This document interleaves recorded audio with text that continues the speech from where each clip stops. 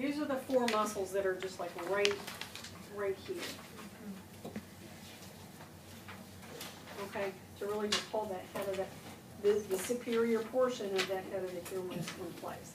Then you've got, you know, some other rotators that come in a little bit lower. Okay, but these are the ones that they're like anti-gravity muscles. See, if I let go, their arm falls out of its socket. That's a pretty good demo, isn't it?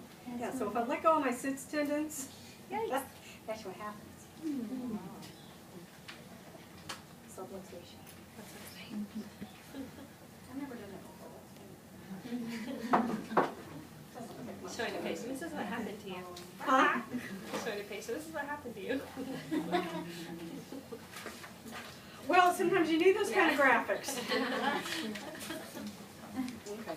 Here's another picture with different color rotator cuff muscle.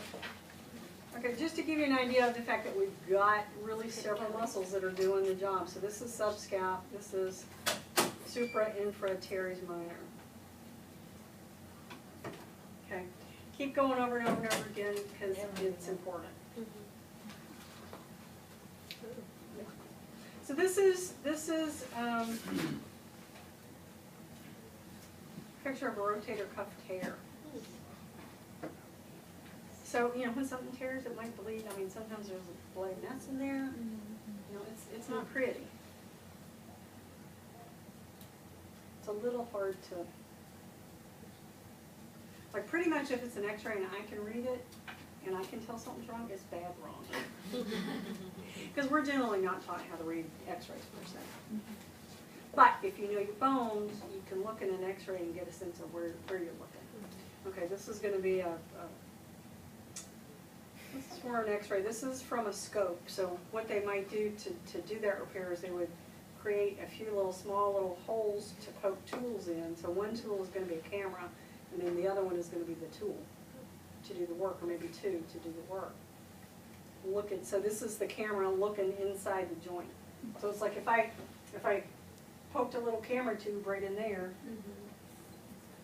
and projected it to my iPhone, you laughed. That stuff is going on. In fact, I'm probably going to have a conversation with a woman this afternoon about making sure that OT is included in any legislation that starts to talk about telemedicine and telehealth and using all the communication tools we have available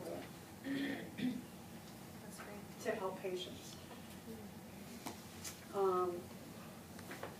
My first job, part of the time I worked in a sports medicine hospital, so it was 125 beds and nothing but ortho. And I would sometimes have to be there till 9 o'clock at night because they were doing outpatient surgeries all day long. My job was to give people their home exercise program after their surgery. They wouldn't let me do it before because they didn't know for sure what they were going to find when they got in there. So I would have to receive the doctor's orders as to which protocol to use. Give them their exercise program when they're still drunk on drugs, and they always call me the next day to say, okay, what does this mean? But so they did a lot of it through scopes, and so I was actually able to, the ORs, we had like 2 ORs with a viewing room in between, so without having to gown and glove and scrub and all that business, while I was waiting, I could go in and watch the surgery, flip on a monitor and watch what's going on. So it's kind of cool.